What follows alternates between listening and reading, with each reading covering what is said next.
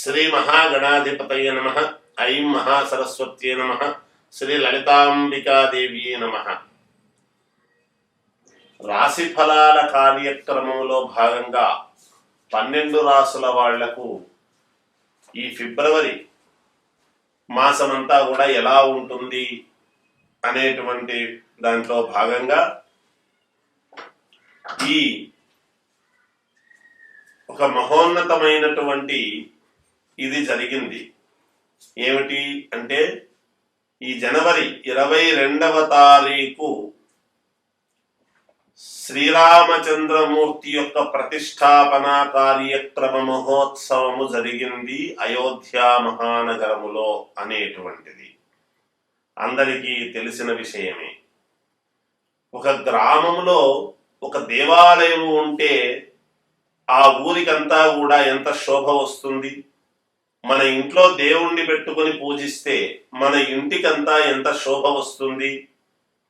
అలాగే మనకు వినాయక చవితి పండుగలు వస్తే ఎందుకు మనం వినాయకులను కాలనీలుగా పెట్టుకుంటున్నాము, ప్రతి కాలనీలోను ప్రతి అపార్ట్మెంట్లోను అంటే దేవుణ్ణి పూజించడం అనేటువంటిది మనకు మొదటి నుంచి వస్తూ ఉండేటువంటి అలాంటిది మరి ఈ రామచంద్రమూర్తి యొక్క రామ మందిరం అనేటువంటిది నిర్మాణము జరిగి రాముల వారి ప్రతిష్టా కార్యక్రమము జరిగిన తరువాత ఆనాటి యొక్క ఆ గ్రహస్థితులు, ఆ లగ్నము, వాటి యొక్క పరిస్థితిని బట్టి మానవాళికి అంతా కూడా సర్వమానవాళికి ఎలా ఉండబోతుంది అనేది కూడా మరి ఉంటుంది కదా నిజానికి.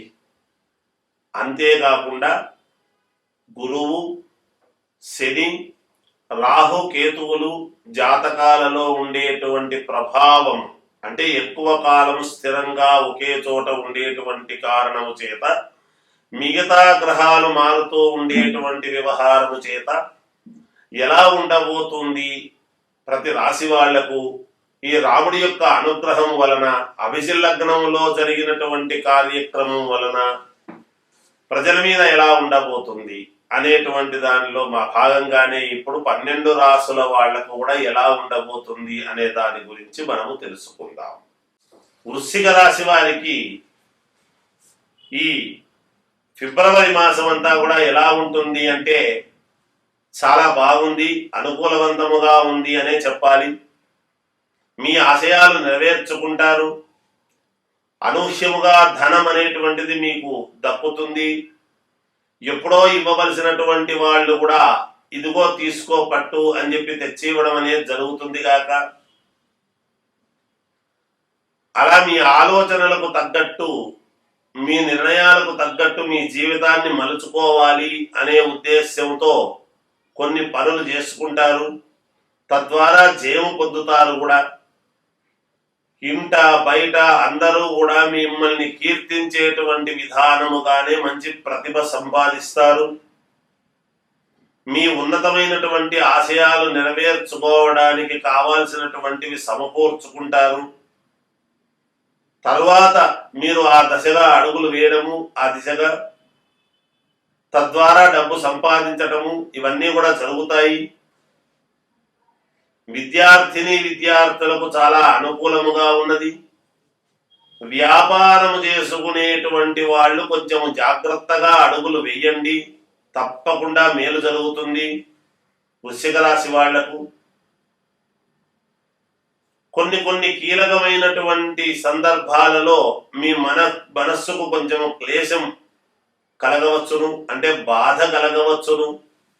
అయినా దాన్ని దిగమింగుకొని అణువుగాని చోట అధికులమనరాదు అన్నట్టుగా మన సమయము కాదులే అనుకొని కొంచెం జాగ్రత్తగా అడుగులు వేయాలి అని ఆలోచన చేస్తారు.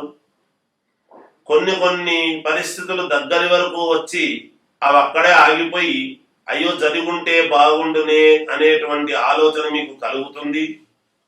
కానీ తర్వాత ఎప్పుడో ఆ పని జరుగుతుంది కాక మీరు ఎక్కడా ఆందోళన చెందాల్సిన పని ఏమీ లేదు. కొంతమంది వ్యక్తులను నమ్మి డబ్బు పోగొట్టుకునేటువంటి ఇది తెలుస్తూ ఉన్నది. ఈ మాసంలో జాగ్రత్తగా ఉండండి. ఎవరికీ డబ్బు ఇచ్చి పోగొట్టుకునే పరిస్థితి తెచ్చుకోవద్దుగాక. బంధువులు, మిత్రులు, శ్రేయోభిలాషలు అందరూ కూడా మిమ్మల్ని పలకరిస్తారు. మీరు కూడా అందరి దగ్గరికి వెళ్ళి కాస్త ఆనందముగా గడపడం అనేటువంటిది జరుగుతుంది. వ్యాపారం చేసుకునేటువంటి వాళ్ళు దాదాపుగా వ్యాపారంలో లాభసాటి లాభాలు సంపాదిస్తారు.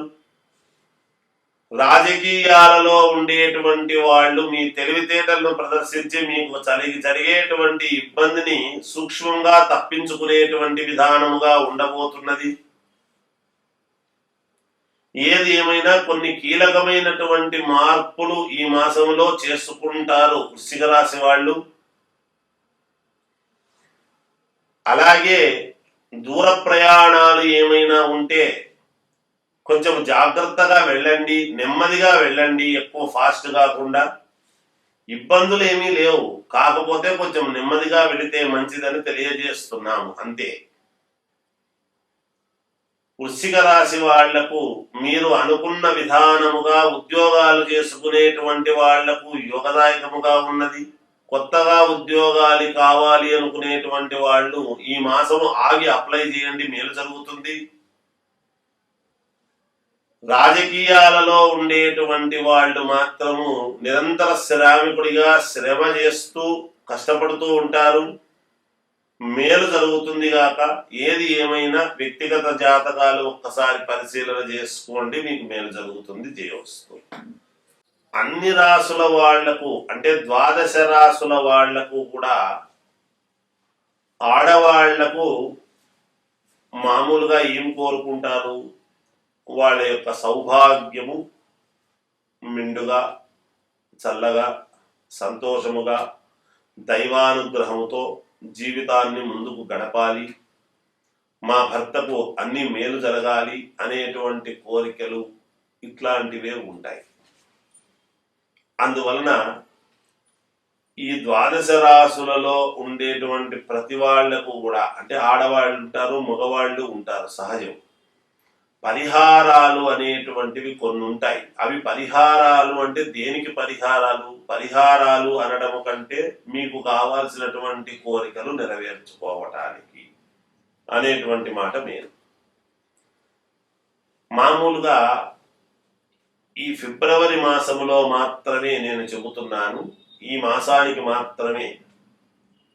ప్రతి శుక్రవారము, ప్రతి మంగళవారము కూడా ఆడవాళ్ళు మీ సౌభాగ్యము కోసం, మీరు బాగుండడం కోసం, మీ కుటుంబం అంతా శ్రేయస్సుగా ఉండాలి అని అనుకునేటువంటి వాళ్ళ కోసం, రుణ బాధలు తీరాలి అంటే మళ్ళీ అదే అప్పే రావాలి మనకు, అదే డబ్బే రావాలి మనకు. డబ్బు చేతికి వస్తేనే కదా రుణ బాధలు అనేటువంటివి తీర్చుకోగలుగుతారు. అందువలన ప్రతి మంగళవారము, ప్రతి శుక్రవారము ఇలా ఒక పిరికెడు అంటే ఒక గుప్పెడు కష్టం ఉంటుంది, కందిపప్పు తీసి ఒక ఎర్రటి గుడ్డ కానీ లేదా ఒక ఎర్రటి డబ్బాలో కానీ వేసి పెట్టండి. వేసి పెట్టి మీరు చేసుకోవాల్సినటువంటి ఇది ఏమిటి అంటే కాళ్ళు మొహం కడుక్కొని సాయంకాలం పూట తీసి అలా పెట్టాలి, ఉదయం పూట కాదు. 6 గంటల నుండి 7:30 మధ్యలో చేయండి ఈ పని. ఒక కందిపప్పు అలా ఒక దాంట్లో పెట్టడం. ఇవన్నీ ఈ మాసం అంతా అయిన తర్వాత ఎన్ని మంగళవారాలు, ఎన్ని శుక్రవారాలు వస్తాయో చూడండి. అన్ని పిరికెళ్ళు ఉంటాయి కదా, వాటన్నిటినీ కూడా కాస్త మనం మామూలుగా అన్నము ఇవి రెండూ కలిపి కాస్త బెల్లం వేసి నివేదన చేసి 10 మందికి ఎవరికైనా దేవాలయము దగ్గర పంచండి, ఖచ్చితముగా మేలు జరుగుతుంది. ఇదొక విధానం. ఇక మగవాళ్ళు చేసుకోవాల్సినటువంటిది ఏమిటి అంటే ఈ ఫిబ్రవరి మాసములో మాత్రమే గణపతి గుడికి వెళ్ళండి వీలైతే. ఒకవేళ గణపతి గుడికి వెళ్ళలేము అనుకుంటే ఇంట్లోనే గణపతికి మీరు నమస్కారము చేసుకోవటము మంచిది. ఇంకా వీలైతే గణపతికి అష్టోత్తరము చదవండి. గణపతి పటము ముందు గణపతి అష్టోత్తరము చదువుకోండి ప్రతి మంగళవారము, ప్రతి శుక్రవారము. మీరు కూడా ఇలా చెయ్యండి. మగవాళ్ళైతే, ఆడవాళ్ళైతే ఆ కందిపప్పు అది చెయ్యండి. మీకు ఖచ్చితముగా 12 రాసుల వాళ్లకు కూడా చాలా మేలు జరుగుతుంది గాక. జయోస్తు.